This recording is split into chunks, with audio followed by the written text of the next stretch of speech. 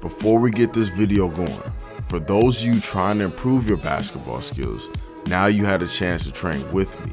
Go to 10,000hours.com and sign up for the academy. Through the first semester, we'll be working on ball handling, basketball IQ, and so much more. So if you're serious about this, no matter what level you're at, go to 10,000hours.com and sign up now.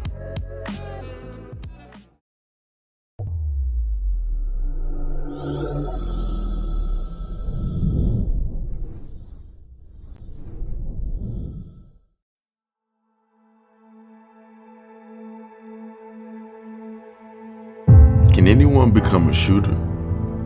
Or is that idea far-fetched? What if there was a formula that can make you the greatest shooter ever? So many myths out there. Some say it comes with a bit of luck, a lucky shot, or fortunate to have the genes. Maybe that's true and false at the same time. But how much luck does a professional rely on compared to skill? Is skill acquired at birth? Are some of us destined for greatness? Or is it molded in the dark through trials and tribulation? Maybe it's about our preparation. The things a person decides to do that no one else will. And the habits that we build early on. The confidence that's instilled in us before we even understand it. I'm so fresh. Is it?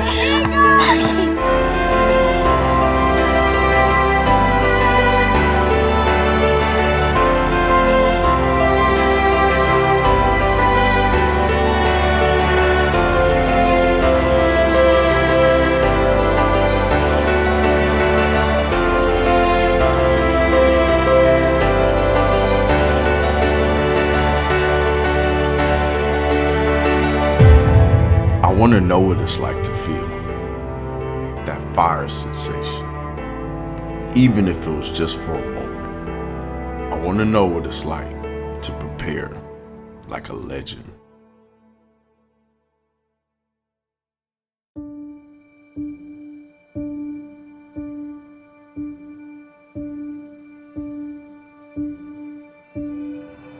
For as long as I live on this earth, there's a quote that'll never leave me.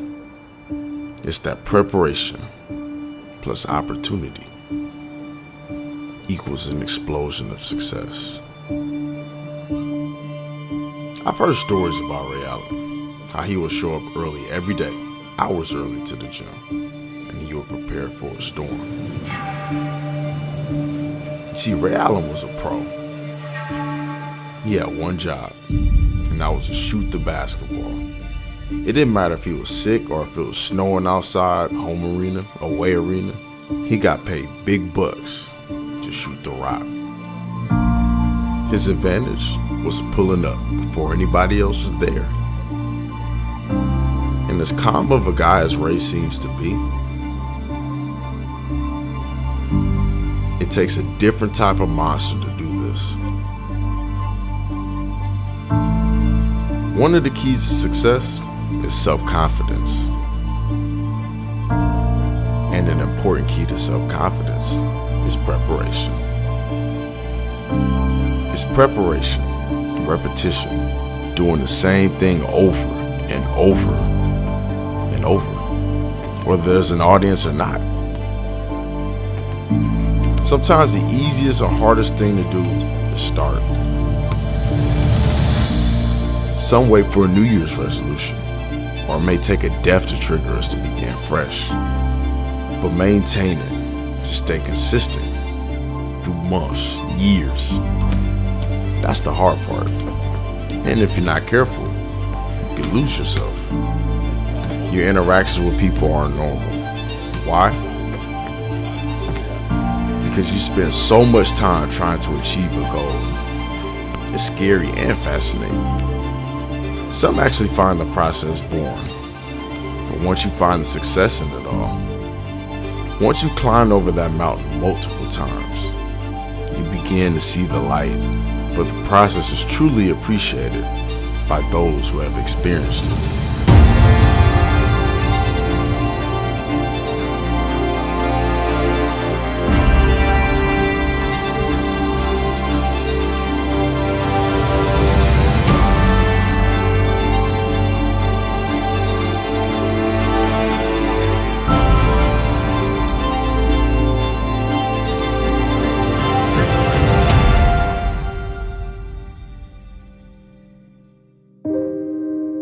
I grew up in the city of champions, so in a sense, I was spoiled.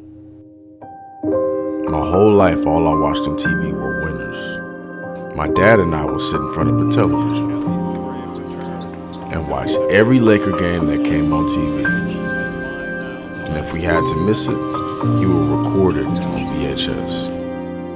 I even watched whole games that took place before I was born, whether my dad knew it or not. He's the reason I fell in love with basketball. I've been around long enough to see players turn into legends, and long enough to see people turn them into myths. And as I'm walking down the halls of the Staples Center, it almost feels magical in a sense. See, I'm no stranger to masterful preparation. I watched a guy do it his whole career. So with the bar already set in my mind, I wanted to see how your average team prepares before every game.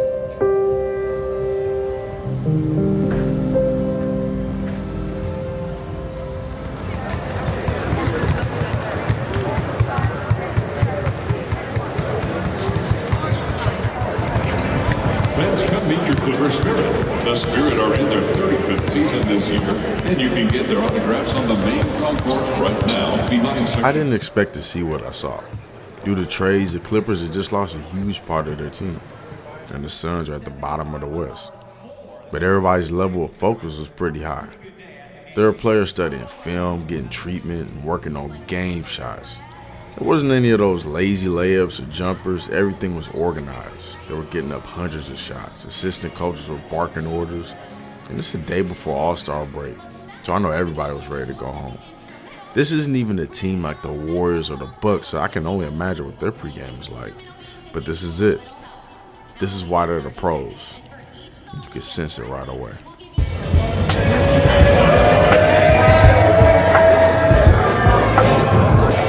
Introducing the incomparable, the great, the one, the only, the mighty.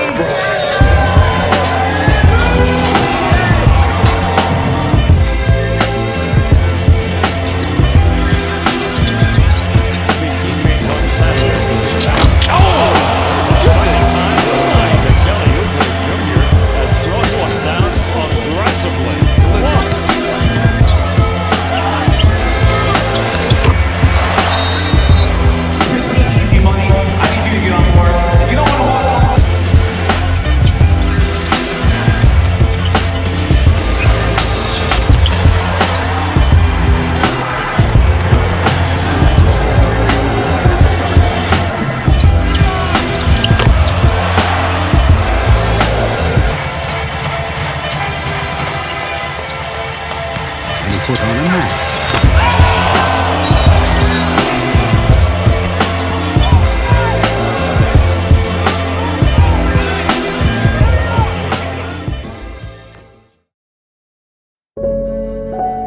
Years ago, when I was learning how to teach, I realized that there weren't that many places for me to actually go. So what I would do is study people in person. They didn't know I was watching, but I was there. And there was no place that I wasn't willing to go. Just as long as the road led to more knowledge. I traveled across the states through rain and snow, just to be a fly on the wall. Phil was one of the guys I shadowed. He was almost like a mentor and had no clue.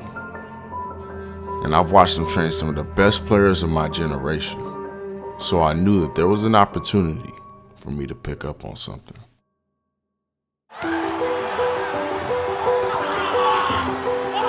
It's been a hell of a journey, Dev. That's what I'm talking about. I started training in 1999. My first opportunity to take a coaching job in the NBA was 2011. I wanted the opportunity to see, how good I was as a trainer. And the opportunity to work with Kobe was kind of like what cemented that. What's it like training legends? Man, Dev, you learn a lot. As much as you teach those guys, it's a constant collaboration. Kobe was a guy, man, that really, I thought I was a big footwork guy. He kind of opened up my eyes to a lot of different things on the footwork. Just details. Come in the gym and stay in one spot for 35, 40 minutes. He would not leave that spot. He was trying to perfect that spot, and he would do the same thing over and over and over. And a lot of people don't understand how hard that is. So I learned a lot from Kobe. I learned a tremendous lot from LeBron, just in terms of your work ethic. Kyrie taught me a lot. Steve Nash, as much as you're giving them, you learn. I've had a chance to just work with a lot of high-level guys. Pau Gasol, Steve Nash, Kyrie, LeBron, Kawhi. In the off-season, y'all spend time with KD. If you go into a workout with those guys with an inferior type of attitude, they're just gonna eat you up. One of the biggest misconceptions about great players, high-level players, is that they don't want to be coached. They want to be coached. They want to be challenged. They want to be pushed.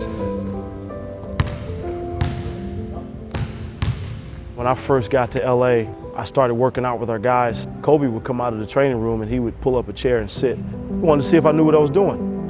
He did that a few times, just sat there, okay. And those guys are real. Ball players know, man, you can sniff out coaches that are pretenders or you're not willing to work. They stay away from those guys.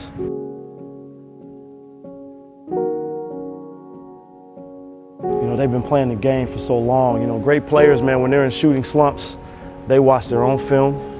They're critiquing themselves. They're looking at every shot. Am I balance off? Am I holding my follow through? How am I shooting it? They are self-correctors. Kobe might have had a bad game. Game is over. He's coming out on the court. Bron's the same way. He have a bad game the next day. He's in the gym. All the best players are built like that. You get younger players, man. Younger players are coming to the league. Really, it's just mechanics. Mechanics, repetition, balance, and then learn how to shoot the same shot. We try to take all of those pieces with the shooting and really focus on the balance from the feet up and trying to help these guys how to be calm shooters.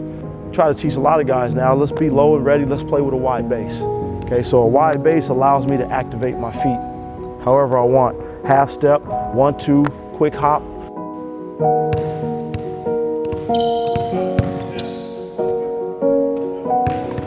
So I want to try to eliminate those steps. Instead of it being 3 steps, maybe it's 1.5 steps to getting into a shot. Does that make sense? Game prep. Kobe was a guy that he was at the arena 4 hours early, 3.5 hours early.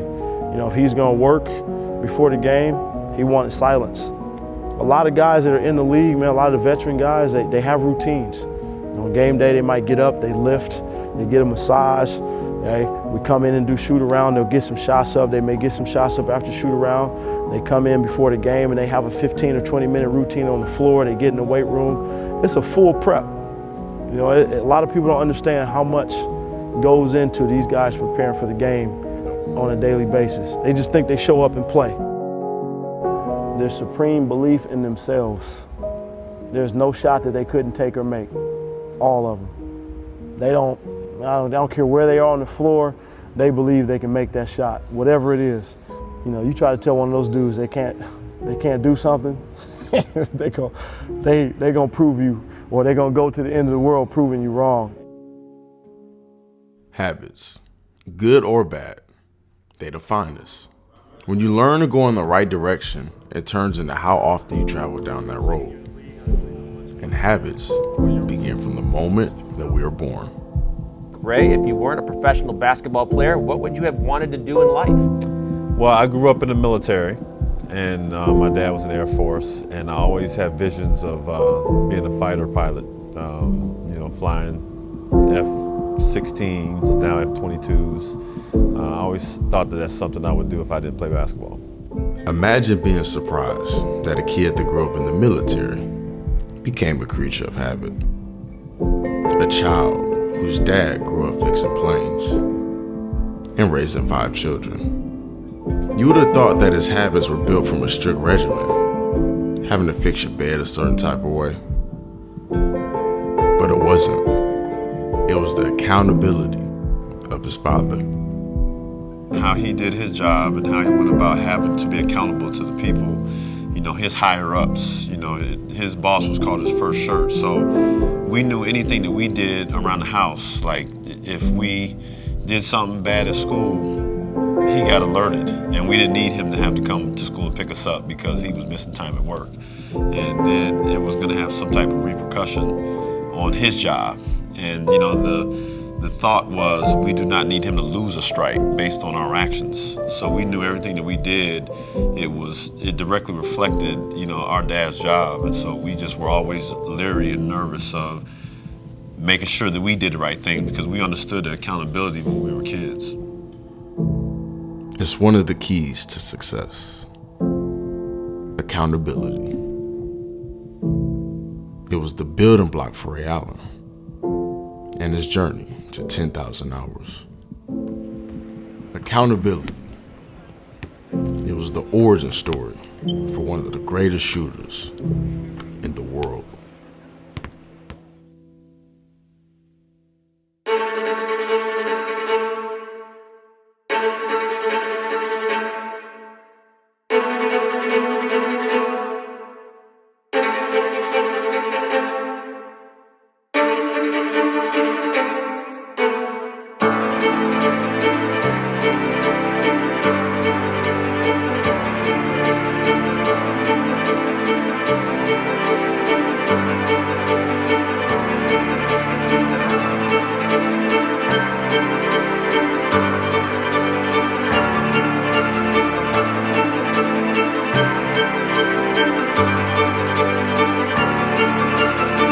How crazy is it that we spent hours of working day and night, putting up shots tirelessly, preparing for moments that require us to act in a split second?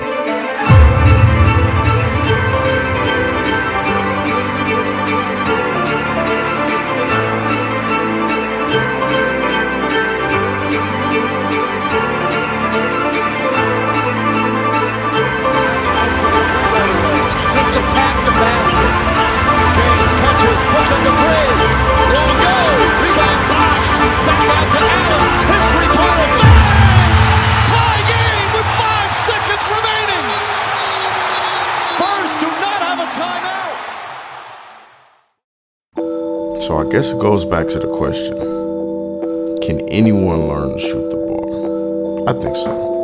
I've taught a lot of people to shoot it. 4 of them set 3-point records. But never myself though. I mean, I can hit shots, but never been a shooter. It's not rocket science, right? Even remember what Phil said. It starts with balance. So I want you to imagine that you're in a car. And I give you a ball and tell you to hit a target accurately while I'm driving 40 miles per hour. Now picture if I told you to hit that same target, but standing still. Which one do you think would be easier? The one with less movement. It'd be a lot harder to hit a shot if our body is moving east or west. So we start off with stationary form shooting.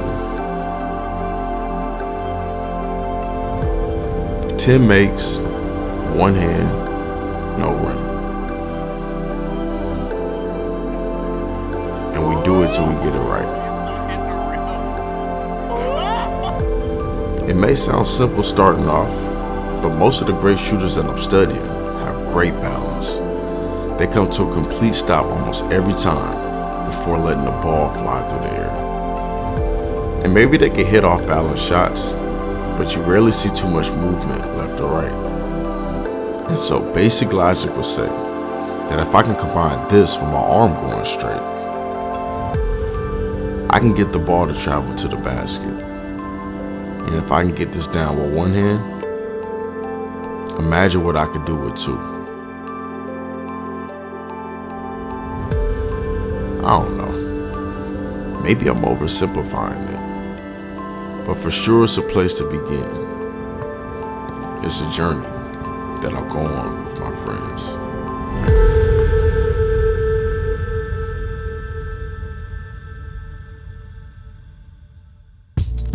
For those who are serious about getting better, this is what we're gonna do.